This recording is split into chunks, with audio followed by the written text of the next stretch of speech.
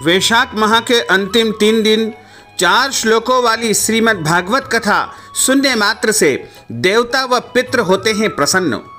आपके घर में धन की प्राप्ति होगी, सुख मिलेगा, ऐश्वर्य की प्राप्ति होगी, सारे पाप समाप्त हो जाएंगे, दुखों का अंत हो जाएगा, दरिद्रता व कष्ट भी समाप्त हो जाएंगे तथा सभी प्रकार की परेशानियों का अंत हो जाएगा।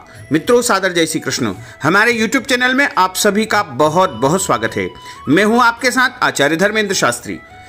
वैशाख माह में त्रयोदशी से लेकर के पूर्णिमा तक के जो 3 दिन होते हैं उन्हें पुष्करणी कहा जाता है, क्योंकि इन 3 दिनों में देवताओं को जो है राक्षसों पर विजय प्राप्त हुई थी और उनको उनका खोया हुआ साम्राज्य पुनः प्राप्त हो गया था। इसलिए देवताओं ने इन 3 तिथियों को विशेष वरदान दिया है।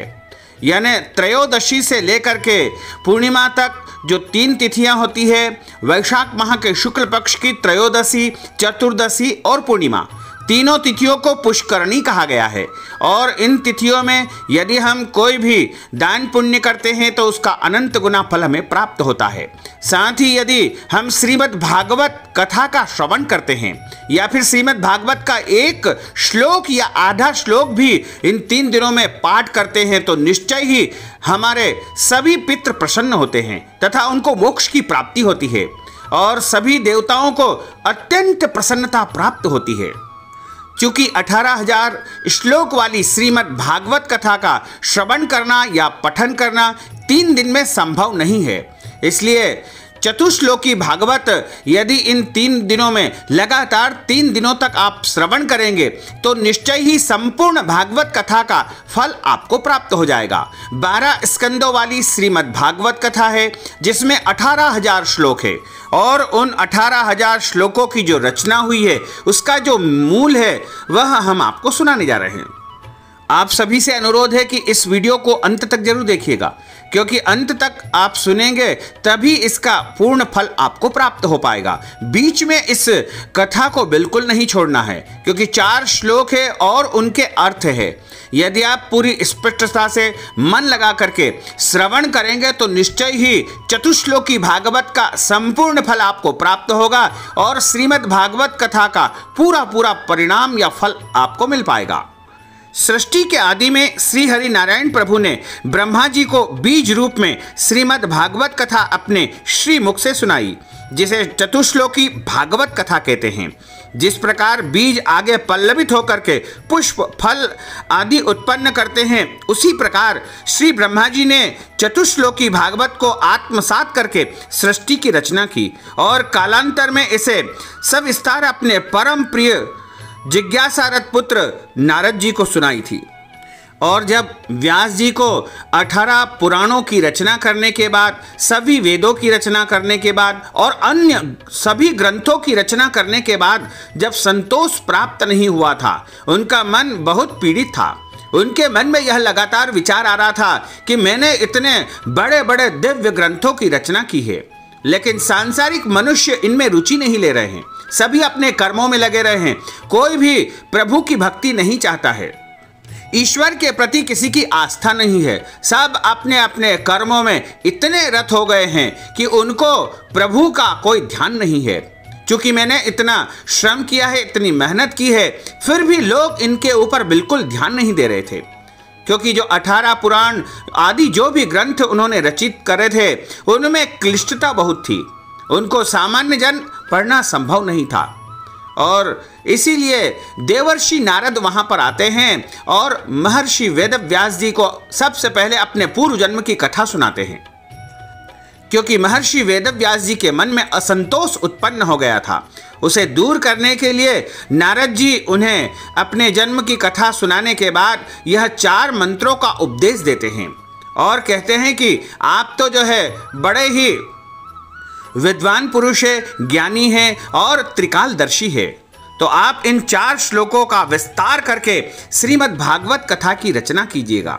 इस प्रकार यह 4 श्लोक नारद जी के द्वारा महर्षि वेदव्यास जी को दिए जाते हैं और महर्षि वेदव्यास जी का जो आश्रम है, जिसे सांप्रयास कहते हैं, अभी वर्तमान में जो बद्रीनाथ धाम के पास में माना नामक एक गांव है जिसका प्राचीन नाम सांप्रयास था, वहाँ पर अपने शिष्यों के साथ बैठ करके और ध्यान लगा करके चतुश्लोकी यानी 4 श्लोकों का विस्तार करते हैं। अपने शिष्यों को कहते हैं कि मैं श्रीमद् भागवत कथा की रचना करने जा रहा हूँ और ध्यान लगा रहा हूँ। सभी शिष्य बैठ करके उसका लेखन करते जाना, यानी मेरे मुखारविंद से जो भी श्लोक की उत्पत्ति हो उसको आप लिपिबद्ध करते जाना। तो ब्रह्मा जी ने ध्यान लगा करके चतुश्लोकी भागवत का विस्तार किया, यानी 4 श्लोकों से उन्होंने 18,000 श्लोकों का निर्माण कर दिया तथा इसे 12 स्कंद में उन्होंने परिणित कर दिया। और उसके बाद आगे चल करके अपने परमहंस पुत्र भगवान श्री शुकदेव जी महाराज को यह ज्ञान सबसे पहले प्रदान किया था। उसके बाद शुकदेव जी ने सबसे पहले यह कथा राजा परीक्षित को सुनाई थी। जब परीक्षित को श्राप लगा था कि 7 दिनों में तक्षक नामक नाग आकर के डसेगा और तुम्हारी मृत्यु हो जाएगी, तब नैमिषारण्य की पवित्र भूमि में परमहंस श्री शुकदेव जी महाराज ने पूरे 7 दिनों में राजा परीक्षित को यह कथा सुनाई थी, जिसे सुनकर के परीक्षित सारे बंधन से मुक्त होकर के परम तत्व में परम धाम को पहुंच गए। आगे नैमिषारण्य में ही सूत जी महाराज ने शौनकादिक ऋषियों को इस प्रसंग का रसपान कराया था। इस प्रकार श्रीमद् भागवत महापुराण भगवान नारायण के मुखारविंद से सबसे पहले प्रकट हुई। उसके बाद भगवान नारायण ने ब्रह्मा जी को बताई और ब्रह्मा जी ने अपने पुत्र नारद जी को बताई और नारद जी ने वेद व्यास जी को सुनाई और वेद व्यास जी ने इस कथा को अपने पुत्र शुकदेव जी महाराज को बताई और शुकदेव जी के माध्यम से ही संपूर्ण संसार में इस भागवत का प्रचार प्रसार प्रारंभ हुआ। उद्धव जी ने पूछा था कि भगवान, जब आप परम धाम को पधार रहे हैं तो यदि भक्त कलयुग में आपका दर्शन करना चाहेगा या आपको प्राप्त करना चाहेगा तो वह आपको कहां पर ढूंढेगा, आप कहां मिल पाओगे भक्त को? तो भगवान कृष्ण ने स्वयं कहा था कि उद्धव जी, जब मैं परम धाम को चला जाऊंगा और यदि इस कलयुग में भक्त मेरा दर्शन करना चाहेगा या मेरी प्राप्ति उसे करना चाहती है तो उसको श्रीमद् भागवत में मेरा दर्शन हो सकेगा, यानी मेरा सूक्ष्म रूप श्रीमद् भागवत में विराजित रहेगा। इसलिए श्रीमद् भागवत कोई किताब या पुस्तक नहीं है, कोई पुराण नहीं है, वह साक्षात भगवान कृष्ण का नारायण का स्वरूप है। इसलिए श्रीमद् भागवत का पूजन अर्चन विशेष रूप से किया जाता है और 7 दिन में इसका अनुष्ठान संपन्न होता है। लेकिन 7 दिन की भागवत कथा करवाना सुनना सभी के लिए संभव नहीं है, इसीलिए चतुश्लोकी भागवत का श्रवण करने से संपूर्ण भागवत कथा का फल प्राप्त हो जाएगा। और ये 4 मूल श्लोक है, इन्हीं के माध्यम से संपूर्ण भागवत की उत्पत्ति हुई है। अब आप ध्यान लगा करके, मन लगा करके चतुश्लोकी भागवत कथा को श्रवण करिएगा। बोलिए लक्ष्मी नारायण भगवान की जय, श्री वृंदावन बिहारी लाल की जय। अहमेवास्मेवाग्रे नान्यद्यत् सत्सत्परं पश्चादहं यदेतच्च यो वशिष्येत सोऽस्म्यहम्। सृष्टि से पूर्व केवल मैं ही था, सत असत या उससे मुझ में भिन्न कुछ नहीं था। सृष्टि न रहने पर प्रलय काल में मैं ही रहूंगा। यह सब सृष्टि रूप भी मैं ही हूँ और जो कुछ इस सृष्टि स्थिति तथा प्रलय से बचा हुआ रहता है वह भी मैं ही हूँ। ऋतेरर्थम यत् प्रतीयेत न प्रतीयेत चात्मनि तद्विद्यादात्मनो माया यथा भासो यथा तमः।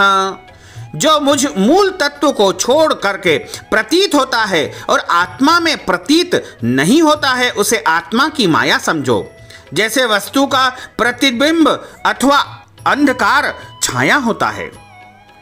यथा महन्ति भूतानि भूतेषु चावचेष्वनु प्रविष्टान्य प्रविष्टानि तथा तेषु न तेष्वहम्।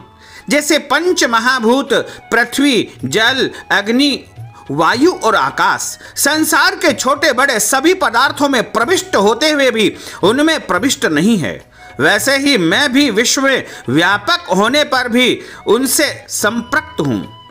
एतावदेव जिज्ञास्यं तत्व जिज्ञासुनात्मनः अन्वय व्यतिरेकाभ्याम यत् स्यात् सर्वत्र सर्वदा।